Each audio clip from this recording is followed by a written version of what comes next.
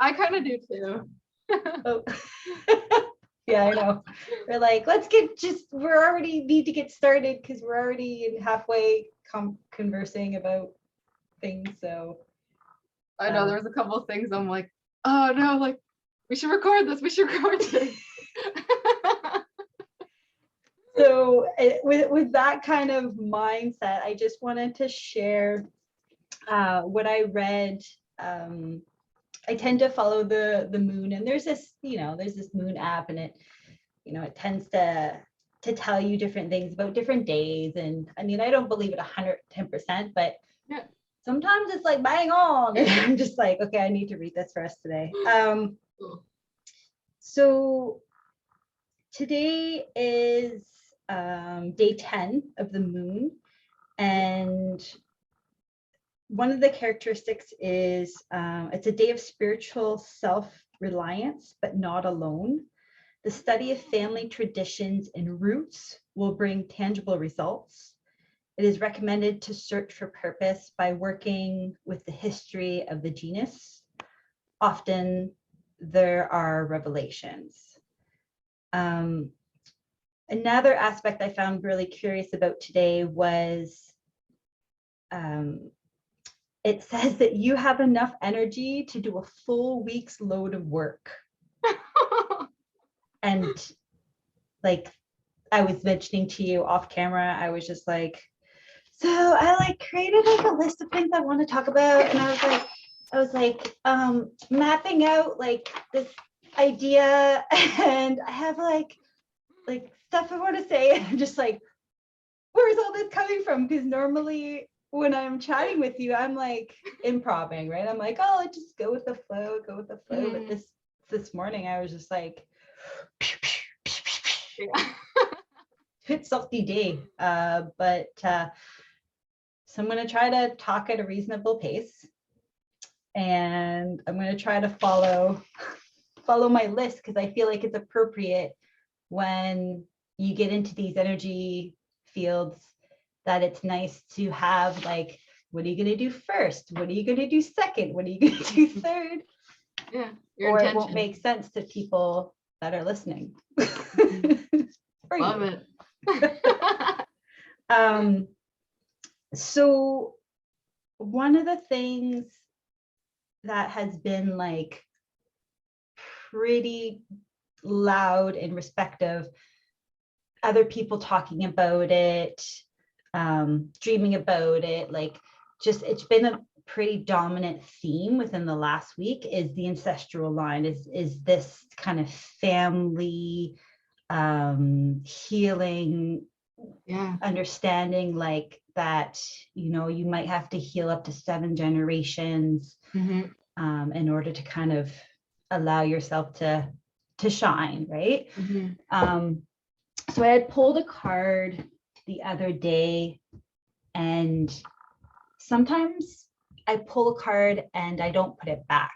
I keep it, and it kind of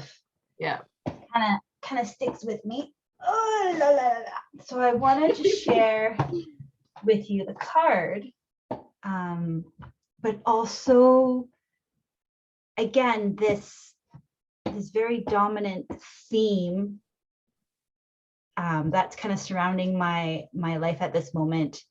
But more importantly, the day that I pulled this card, that morning I had a very important conversation about this card. So I had the conversation, and then I was like, whoa, gotta pull a card. And this is the card that I got. So I got an action card, and it's called Breaking the Chain. Yeah.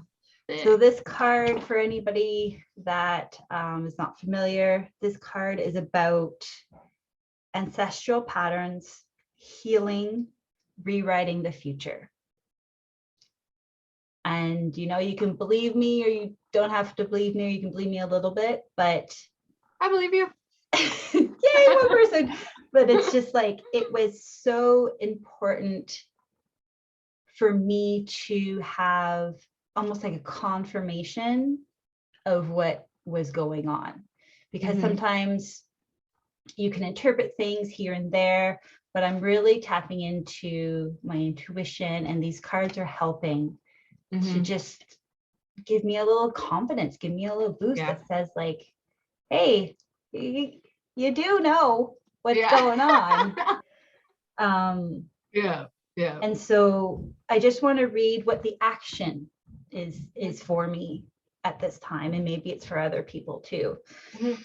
So, what old ways of being from your family line are you ready to let go? Seek assistance from your support team, so your tribe, friends, healers, coach, etc., to begin freeing yourself from it now. And I think a lot of people are starting to wake up to this concept. A lot of people are understanding that sometimes it's not them. Sometimes it's old Mhm. history, old traumas, or old traditions, or something that's happened and it's still engraved in your DNA or in your bloodline. Mhm. And it's very empowering to be able to differentiate. Is this mine? Mhm. Or is this somebody else's that I've been put here to help with? Mhm. So that's pretty cool. Yeah. I feel definitely mixed emotions, Mhm. but at the same time, it's relieving to understand the direction. Yeah. Right? Sometimes we get a little stuck in so many options, so many directions, so many ideas, kind of like today. That's why I wrote a list. Mhm. Mhm. But it's nice to just say, okay, I'm just going to work on like this one thing. Mhm. And within this one thing, it's going to go to my number 3. So I'm already done 1, 2. I got this. I'm going to go to my number 3. Again, it has been emphasized. It has been encouraged by the cards that I pull. Mhm. And I wanted to share that it's about community. It's about what they call a great gathering, about people, like-minded people coming together to support each other, to help heal. And I feel like it's that type of energy is kind of bubbling up to the surface. It's a little bit ironic considering where our world is currently at, with the pandemic and isolation. But I think it's very fitting that I'm understanding that a great gathering is manifesting. There are people that are taking hold of their love, their healing capabilities, their support, the positivity, the light in which humanity does hold. And the more we express this kind of, the more we put it out there, the more it becomes attracted back to us. Therefore, I'm really excited that people are being more open to coming together and to help, which is, I feel, very opposite to what we've been experiencing the last 2 years. And maybe that's sometimes how it has to happen, right? Maybe you have to get way down there in order to come up, and we were here before, and now we're gonna come together even stronger. Yeah, for sure. Because we have to. And it feels good too. And exactly, like how do you not want to feel good? Right? So one more shout out before I can. I'm not going to go to number 4 yet. I'm going to take a breather for a second, but one more shout out is just that today we honor the community. Today, a group of people are going to be honoring those that we've lost, but we're also going to be honoring those that are still here. And I'm very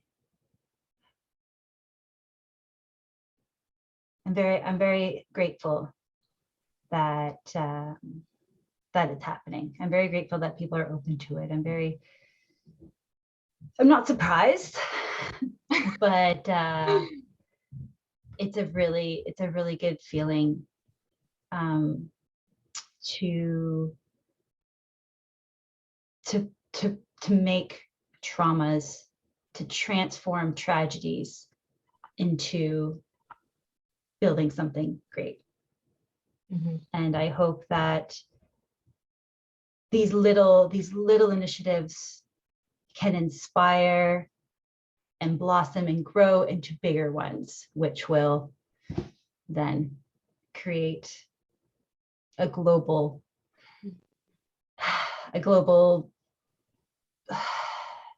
utopia. I almost I don't know if I want to go that far, but why not? Why not just try to aim really high, because we're so capable. Yeah. So Cool. So I'm going to take you. a breath and have some tea and Yeah. it was fun. That's awesome. I'll join you. Yep. I burnt my mouth earlier when I took my first sip. I was really eager. What do you got today? I got peppermint and hyssop. Oh, you do have the hyssop. I was totally thinking about that today. Were you? Yeah, but I went with the valerian root instead. Cool. I don't know if I'm just not putting in a lot of my tea ball, but the last couple teas I've made haven't been as steeped. Maybe it's because I'm burning my mouth off of it early. I just want to drink it. Yeah. But yeah, it's nice. The old throat chakra.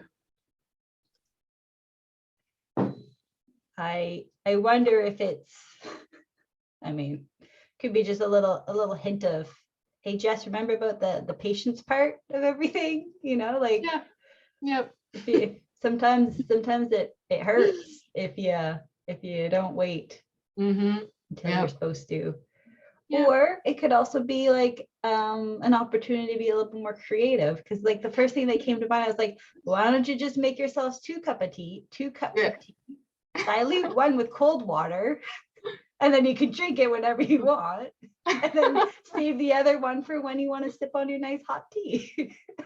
Yeah, I got to get creative here. So many options. Cool. Well, I got a couple things that I would love to kind of build off of what you were just talking about. That I have my list too. Yours is a lot more neater than mine.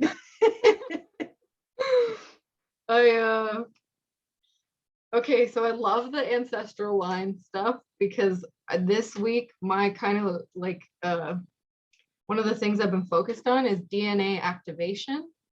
No way. Yeah. What So when you does said that mean? DNA, yeah. I've never I feel like I've heard of it, but I don't really understand. Yeah. I don't know a ton about it either. It was something that came to me in one of my sessions that I did with Jamie. And so a few days ago, maybe almost a week ago, I was laying in bed and I had this visual of a DNA strand, and it was multicolored, rainbow. And they say on the end of your DNA strands, you have telomeres. They're kind of you think of it as a sock almost, or something on the end, because you have 2 strands, right? Yep. And then on the end of each strand, top and bottom, you have telomeres. And so I had found, this was like a while ago, but I found this suggestion that said drawing your DNA and drawing really strong telomeres, because they're, from what I gather, they're like the connection between your two strands or between one strand to the next. And so if they're really strong and healthy and long, then the connection's really strong. But the like wear and tear on the body can cause your telomeres to shorten. And as we like awaken and step into kind of these new frequencies, new DNA is activated within the body. And so instead of just having like the classic double helix in physical form, you start activating, I guess it would be like I don't want to use the word multi-dimensional, but it's like, this ties into the ancestry, right? It's like you're healing your ancestral DNA that isn't necessarily active physically right now, but it's like across all time, right? Like and so with this DNA activation, you have access to like memories and information and just like your history, basically, all the way through, probably, like, you know, the seven generations like you're talking about. So anyways, I was laying in bed and I just like had this visual of it, just popped into my head. I had forgotten about it for a really long time, but I visualized this multicolored DNA strand with really vibrant telomeres on it, and instantly I felt this like flood of like love wash over my body, and I was really warm. Like I was laying, you know, my hands and feet get quite cold in the winter and stuff. And my whole body was so warm, and like my feet weren't cold, my hands weren't cold anymore. And I was like laying there in this cute little like bliss blanket of just like feeling so good. And so anyways, I haven't felt like that all week, definitely not, but it was like reconnecting with that feeling. And when you, I don't know, when you said ancestral line and stuff, that just kind of clicked for me there. Like they're kind of interwoven like the like the DNA, I guess. And yeah, so anyways, that's kind of what I've been exploring, and I definitely have more to learn about it. And I feel like the visual helps me a lot with it, and like with the colors and stuff. So yeah.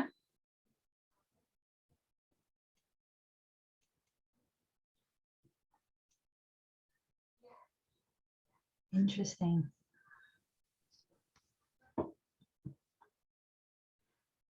I think it's fascinating how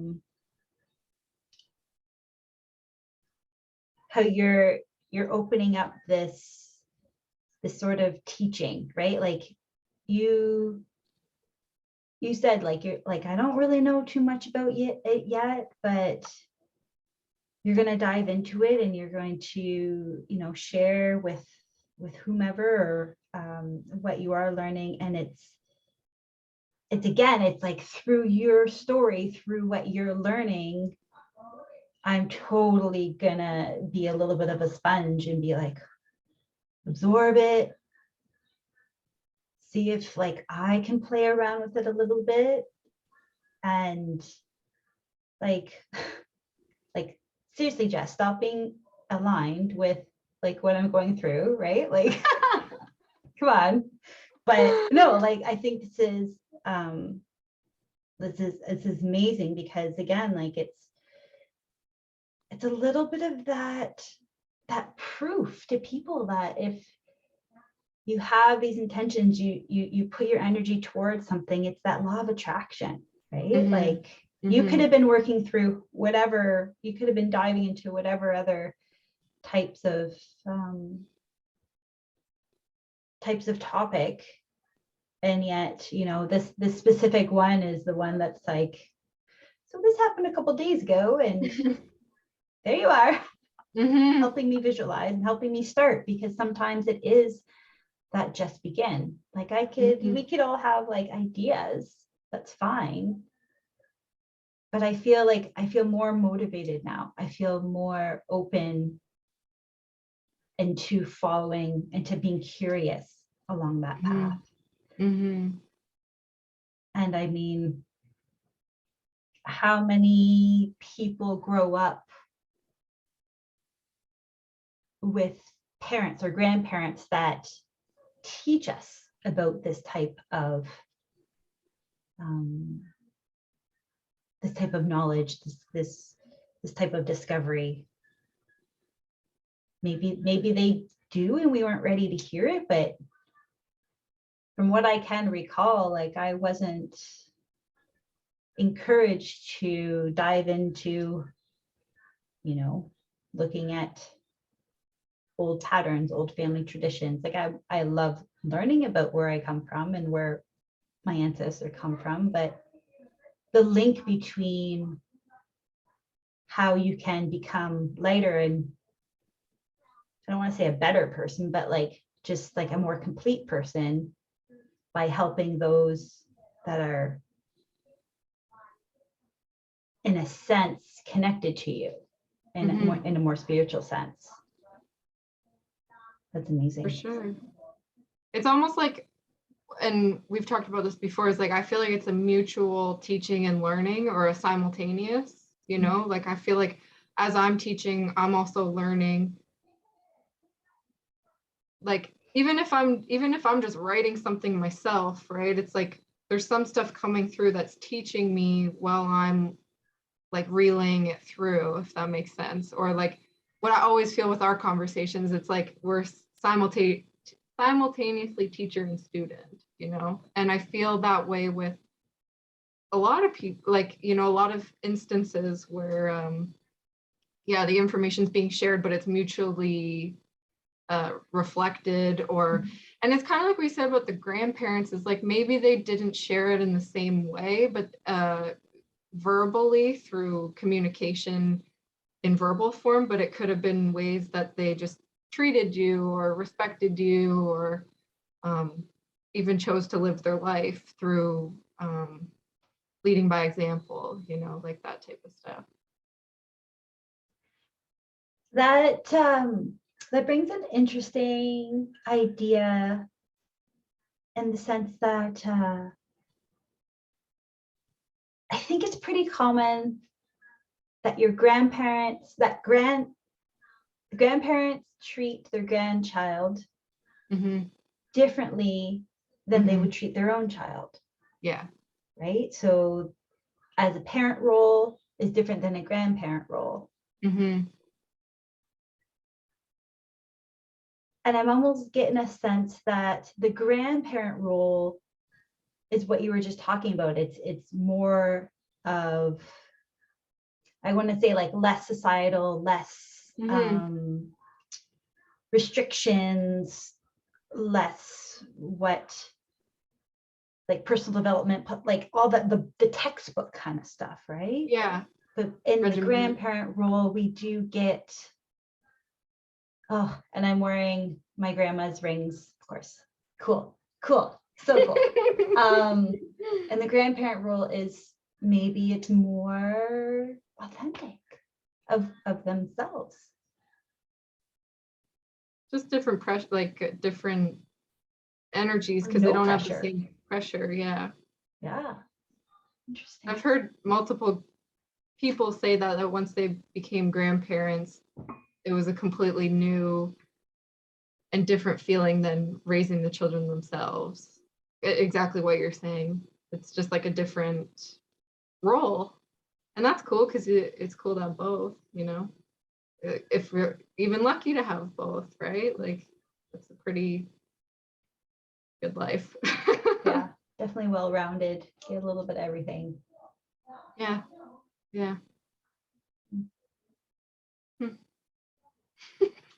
As we all reminisce about our grandparents right now, and take a pause. Yeah, that's good. So sweet. Yeah, really are. A lot of love. All right. What you got on your list? Okay. I think I'm ready. So I just need to step into this subject. It may or may not go in the direction of spirituality, but it's a concept that I've had for many years. I've shared it with myself, obviously, but I kind of geeked out, and I was kind of like, I should talk about this, and then like other people could hear about what I think, because I think it's pretty clever. So I'll just be right back. Yeah, just hold on a second. I like your photo. Okay, well, I'm going to take this time to just thank everybody who's listening and watching these videos. This was like the first week that I felt comfortable like actually telling people about it, you know, like in just regular conversation, like, oh, Justine and I started this thing. It's kind of like a podcast. It's on YouTube.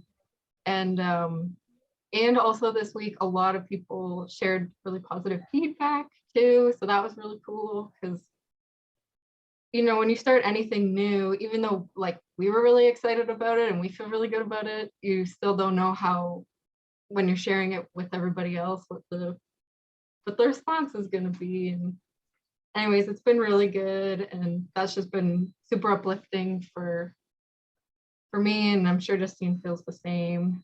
And yeah, just wanted to thank everybody for being here. What I miss? Just sharing some gratitude. Gotta lead by example, Jess. Did I interrupt? No, it was perfect time. Okay. Yeah. All right. So this is not ego, by the way. This is what? This is passion. This is not ego. Okay. Low passion. This is all heart. All right. So I used to watch the Super Bowl. Okay. I loved hosting. I loved, you know, the way the athletes, like, they're apparently at the top of the game when that happens, like when they have to compete and stuff, like they're performing the best they can. Yeah. At one point I was like, why isn't the essential worker jobs, so, you know, i.e. farmers, why aren't they trained, provided? Why don't they have any sort of star-isms like athletes do, right? So I'm going to dive into this theory a little bit more. So again, just a little bit of background. I'm going to consider myself as an athlete in training. Horseback riding is my sport. Horseback riding is my love, and it fulfills a lot of different categories. Kind of checks them all off, kind of thing. So within the last couple of years, I have been creating, learning, training, disciplining for this sport, and it's been a really sweet ride. I've had amazing teachers, trainers. I even started reading. I have like a weekly schedule of like stuff that I want to accomplish. I have a diary, things that but this is pretty cool. And we can totally put the info in the in Oh, the no. blog, in the thing. It's a recipe cookbook for vegetarians, for vegetarian athletes. Cool. It's from an athlete in Quebec and a nutritionist. So it's the best of both worlds. You got the athlete and you got the nutritionist. So Cool. I think it's really important when you're passionate about something to dive into it, like, you know, just give her kind of thing. Mhm, And keep your head above water, even if you kind of make mistakes, which, you know, I have made a couple in the process, but it's cool. That's how you learn, right? Right. All right. So that's enough of the about me. So again, this idea of society, government, whomever supporting professional athletes, but having that support, that financial support, emotional support, physical support for other industries, right? So I want to dive into like my little graph thing, because I feel like that should be able to keep me on track with this. And again, when I say professional athlete, you can also envision like farmer, nurses, teachers, any, I want to say like artists as well, any other sort of profession. It doesn't have to be a physical thing. Okay, it could be an intellectual thing too. So you think about a person at a younger age and they're like, I really like something. How am I going to get started? So you get started, you take lessons, you practice, and you basically incorporate it into your life. And you're little, so you have a whole bunch of time, whole bunch of energy to incorporate it, right? And then you kind of develop into it. And I feel that there are kind of two routes for the athlete. There's one that they have to incorporate the development and the training within their studies, because, you know, however they want to incorporate is that they have to have like education first, and then you can do kind of your sport on the side, but you have to get, I don't know, your diploma or your PhD or whatever you want to do. And then the other side of it is that they go head into the sport. So, you know, they take time off of school, like maybe they take that gap between high school and university, or maybe they don't even go to university and they just like, they're just that talented from high school and they go right in it, right? So however you get to the athletic kind of phase is, maybe there's other ones, but those are the ones I've written down. So now you're like, okay, cool. Like I'm an athlete. I know my sport. I love it. I live it. I breathe it. And like, I'm being a little extremist. Like obviously, like we have friends and we have balance and all that good jazz, but that's like almost like your job, right? Is to be in this sport, to be this performer. I'm fully committed to it. Yeah. And I feel like, again, from what I've seen throughout the summer with you and Jacoby, you're fully in it. So it kind of reminded me of like farmer athletes, like it's really cool. So when you think of an athlete, you think of the different, like I mentioned, the different kind of modality, the different support systems that they have, right? So they have performance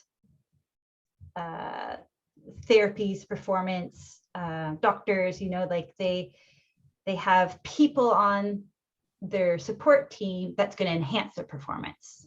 So diets, physical, spiritual, whatever, right? They have a set income because from what I understand, they do get paid to do what they do. Some more than others. But there is a sense of financial abundance, which then gets put back into society when you buy groceries or when you do anything social. They also get, and this is kind of like the fan base, they also get that kind of like motivation. They get that kind of like external encouragement, right? Like, I love such and such, you know, like, or like 1 million people follow their social media pages and stuff. So they get that sense of belonging, like I'm worth something, right? Like from outside. So that's kind of nice, because as humans, you know, Yeah. we're a little social. They also are influencers. So if you ever thought about when you were a kid and you got to go to like a soccer camp or something, and the soccer camp, one day there's like this soccer star that's coming and is like going to coach you drills for like the afternoon, and you're like, whoa, that's so awesome, it's the best day of my life, I'm so excited I went to this camp. So as an athlete, you have that ability to influence youth, but also your community. Like imagine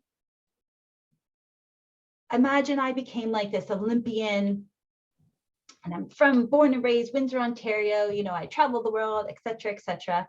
I come back to Windsor and I'm like, all right, guys, I'm coming to Windsor for a day. Let's host a wellness fair. How many people do you think will show up at the wellness fair because a star is there versus just, you know, good people putting it on, right? So you can influence the community. Maybe I'll have a name named after me, and I'll be like, a road named after me. And I'll be like, well, since this road is named after me, I would like everybody on the road to have community gardens in their backyard, and we're all going to feed those in need. Because you're going to listen to me, because anyway, so you get my point. And then as an athlete, like I had mentioned before, my sport is my passion. My sport is my spiritual fulfillment. You know, like I do what I do and I work towards it because it makes my heart shine, you know? So then you have that aspect too. So you can shine yourself outwardly and reach a lot of people. So that's kind of like my roadmap of, again, you can take the word athlete out and put another profession in. Because what I would love to share with people is this idea that, and I'm going to use farmer for example, because I really feel strongly about this, is what if the youth decided, hey, I really want to be an organic farmer. You know, like I think this is great. I love digging my hands in the dirt, you know, who maybe their grandparents were farmers, like they have the passion for it and they want to do it. And then as society or programs or however, they are given opportunities to grow that, to develop those skills, to work with other farmers, to practice farming at a young age, to work with even like other farmers throughout the world. Like there could be like a youth exchange or anything like that, right? And they go through school, you know, they do their thing, but really farming is like their bee's knees. Like that's what they want to do.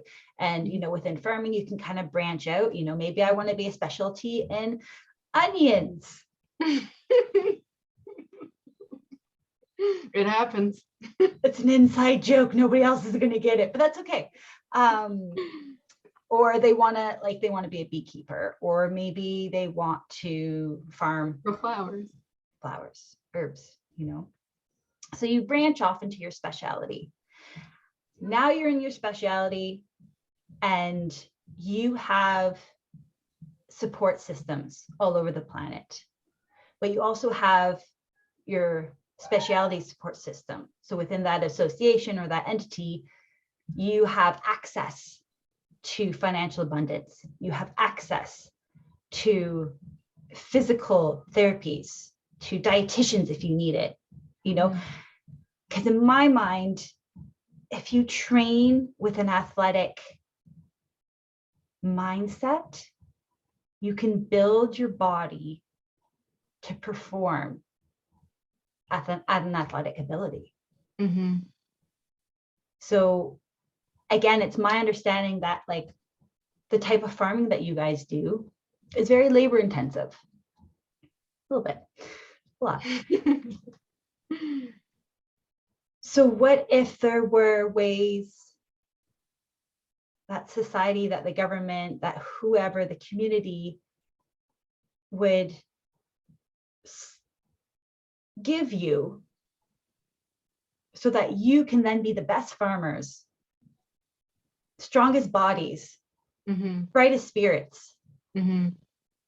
and you take your skills and you feed, I don't know, people that do sport that makes them hungry all the time. Because I find that I'm constantly eating. Yeah. And it's like, anyways.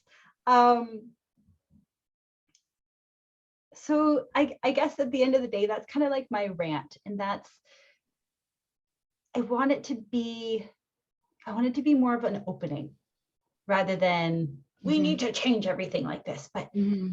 an opening, an awareness, a different concept.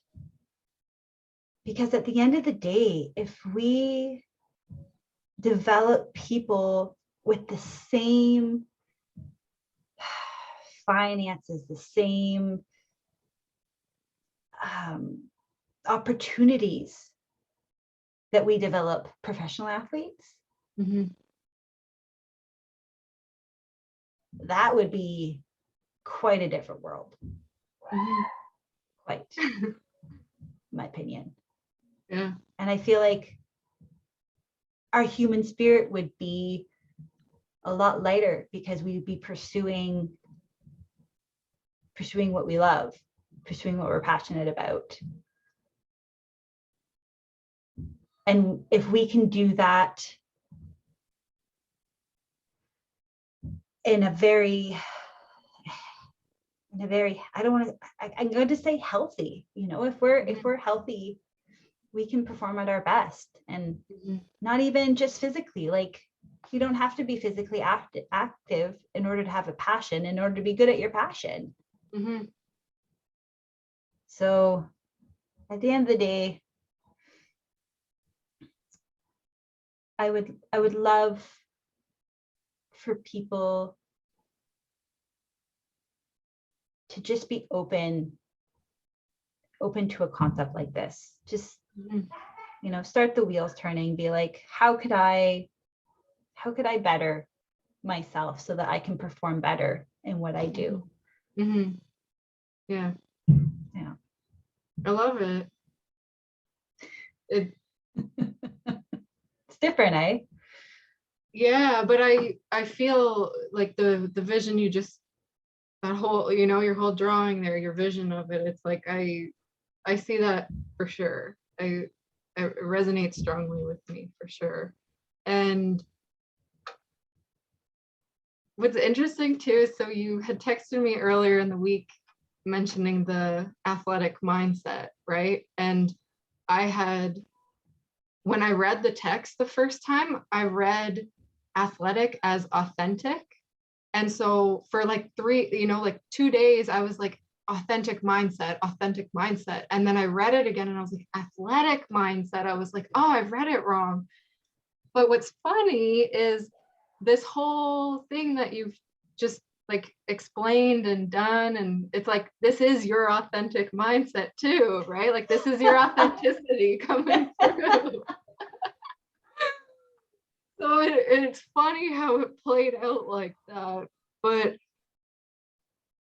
the other thing with athletic mindset that comes to mind for me is like stamina and endurance too, because these aren't overnight things. It's like anything in nature. It takes months, years decades, you know, like it's a long process. And even to what we were talking about before, we're like bringing stuff in from 7 generations back, right? And then there's children coming up and new ones being born, and it's continual. So yeah, having and what you said, the patience, being patient with it, but having the similar vision and whatever form it takes for you, right? Whether it's through riding and sport, or using that concept for farming like you did. It's like, however you use it, if the vision is very similar and those feelings are very similar of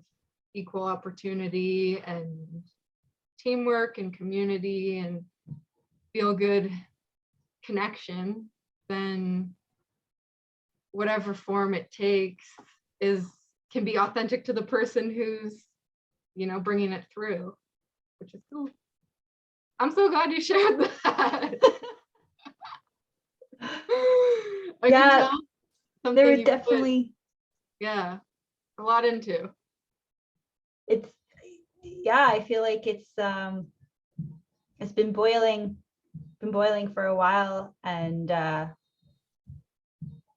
really starting to steam up because of the last couple of years, because of my dedication, my perseverance, like you said, like the stamina, weather conditions. My trainer is like, sometimes he's like, you rode your bike here, but it's like snowing. And I'm like, yeah, but sometimes you have to ride horses in the snow. Yeah. So why wouldn't I ride my bike in the snow to prepare my body for those types of conditions? Yeah. And as farmers, you guys have to kind of work through all weather conditions in order to, you know, make things happen. And it's just like, it would be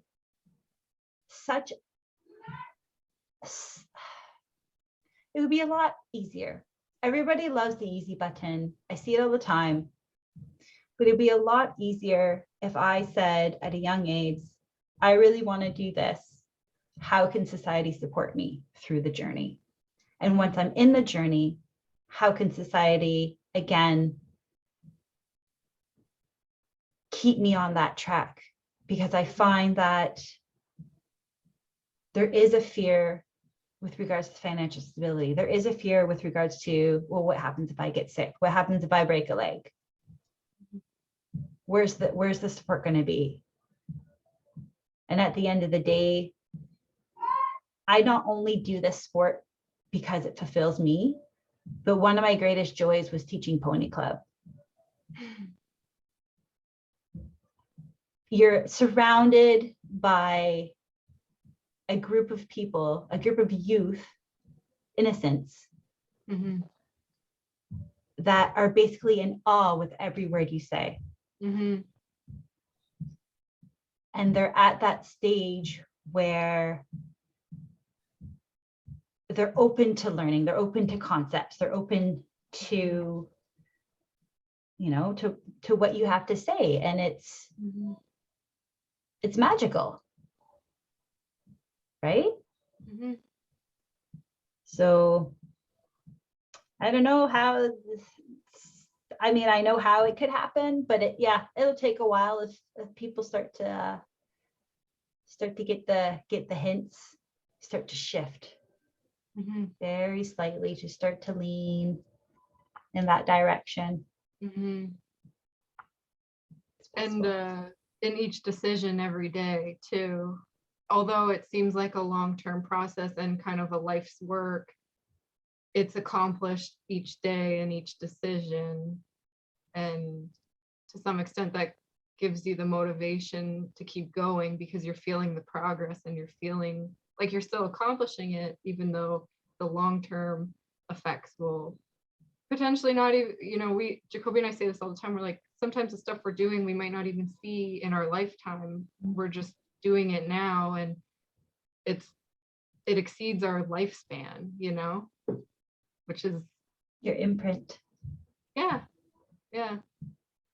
And everybody's doing that in their own way each day, with decisions and thoughts that they have and actions they pursue. And that was something else I wrote about this week was, and I wrote about it on the blog yesterday, was there's no end, right? Like there's no right way to get any, and we talked about this last week too, there's no right or wrong way to get there, right? Because in assuming there's a right way, it means there's like a ceiling or there's like an end goal, right? But everything's just like, they say the universe is expanding, right? Everything's expanding slowly, kind of like the sacred spiral, just like slowly spiraling in expansion. So there's no end to that, right? Like it never ends. So there's no way to really, there's no way there, right? It's just each moment and each decision and each thought then creates whatever it will become. And having little roadmaps along the way and signs and like your diagram, goals and intentions helps, I feel, direct the energy in that, in a flow that feels good to you, right? Like whatever that means to you, but in that direction. But yeah, I was exploring that a lot this week of like, nothing's wrong, you know, like there's no wrong, even like having like a bad dream or something, right? There's nothing wrong with that. It's just happening. And yeah, yeah, I guess that's, yeah, it's like, it doesn't need to be real. It doesn't need to be wrong. It doesn't need to be right. It doesn't need to be illusion. It's just, it just is.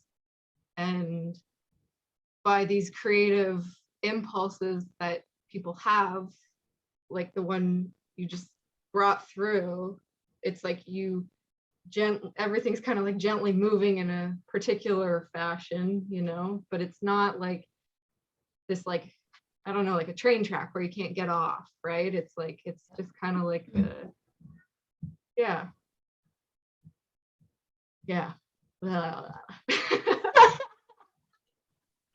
That was amazing. Yeah, I was like really, I'm surprised I didn't like almost hit my head against the camera with your words, because I was like, yeah.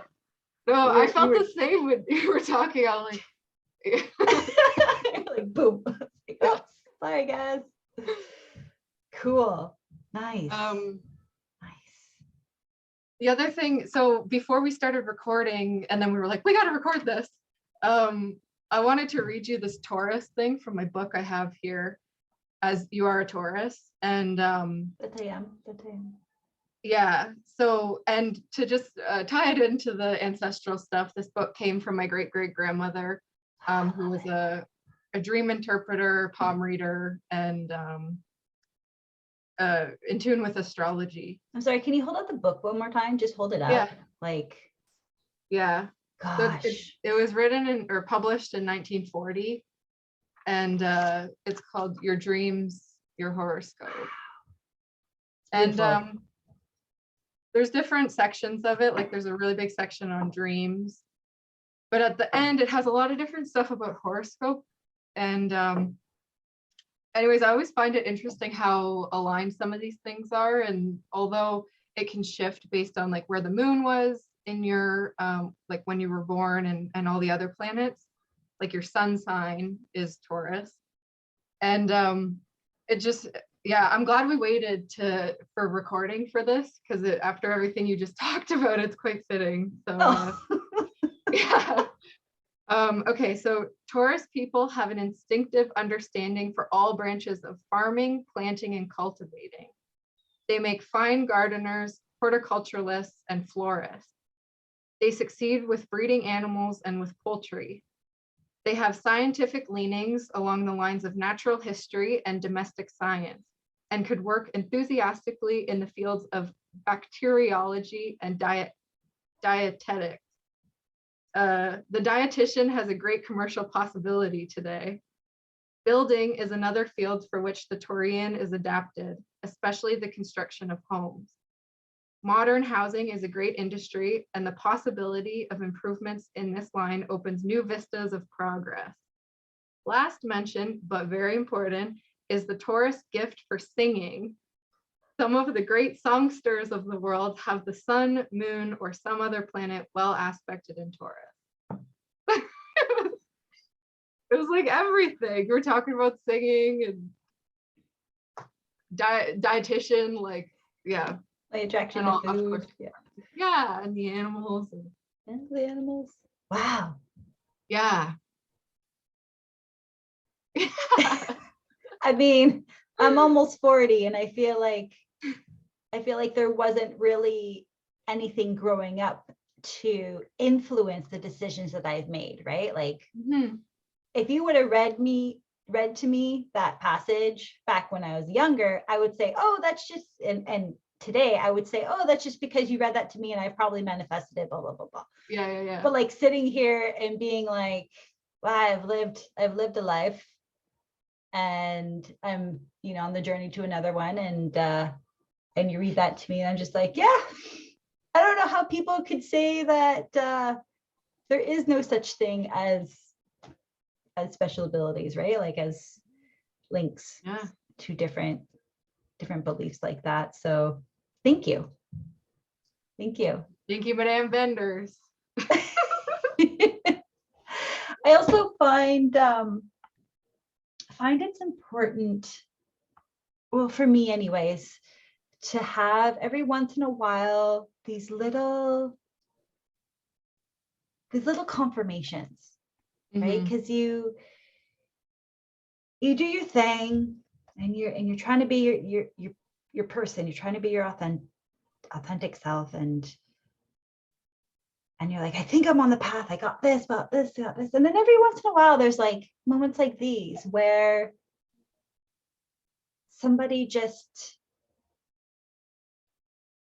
reminds you or confirms that who you actually feel like you are is who other people have written about who you are, if that kind of makes any sense. And it's super neat. And I feel like nothing's like meant to be followed to a T. Like you said, it's not the railroad tracks of beliefs.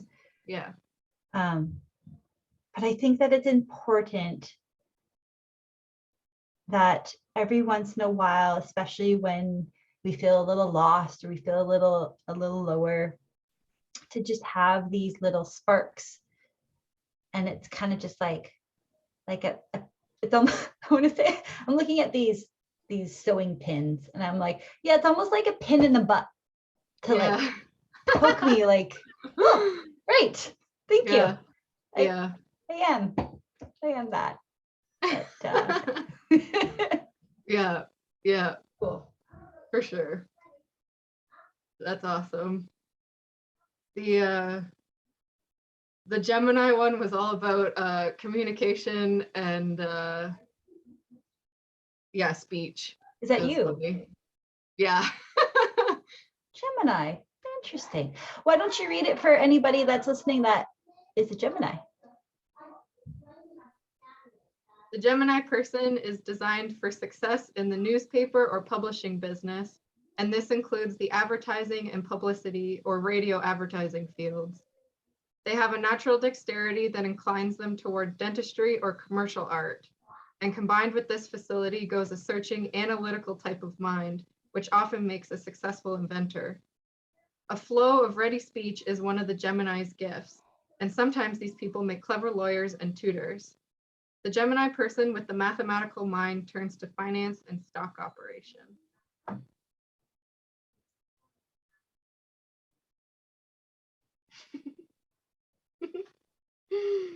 Thoughts? I heard a lot of words that I don't understand. And I think mainly because it doesn't reside with me. Like those options are kind of just like from a totally different mentality. Right? So do they reside with you though? Like yeah, they do. And this feels like the side of me that I'm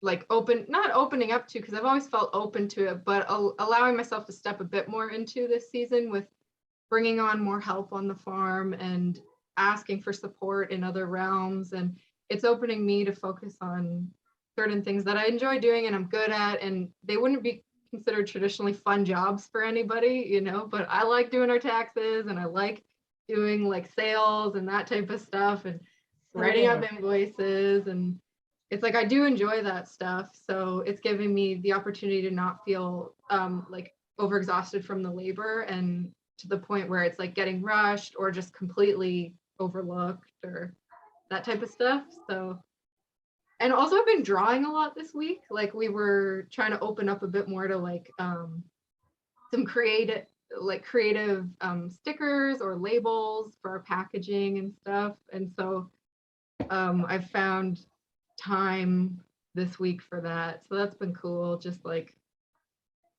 because it's something I've always done, but it's cool to have a direction for it, you know. I've always doodled in all my notebooks and stuff. I found like work from when I was in, you know, middle of elementary school, and there's just the same doodles. That was crazy too. It was like the same pictures and like weird little shapes and doodles that I still do today. I was doing at that age, you know, and flowers. I always draw like doodle flowers. So that was really interesting. But yeah.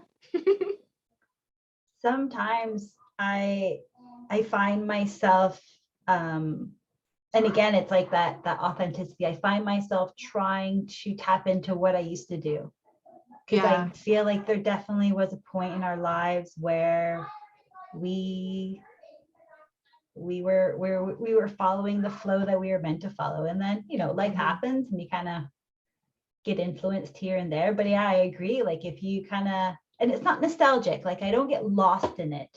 No. It's more of just like what was I doing when I feel like I was the most myself, like when there was the least amount of external influences. Yeah. And even internal baggage too that we kind of pick up along the way. Yeah. When you're a child, it's like you're just, you know, just living operating. Yeah. Cool. All right. Well, on that childlike note, we played a little today. I got to say stuff. That was fun. I'm so glad you did. Thank you for sharing that. I had no idea where it was going, and I'm so glad the direction it went in. Well, I mean, if you had no idea, imagine all the other people that don't have any idea, and I have a little bit of an idea. Oh my gosh. Well, we'll leave them in suspense, because now that they know that there's like curveballs we can throw at them, it doesn't always have to be the same vibe.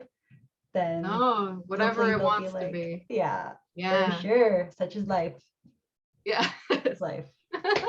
Thank you. Thanks, Justine. Thank you.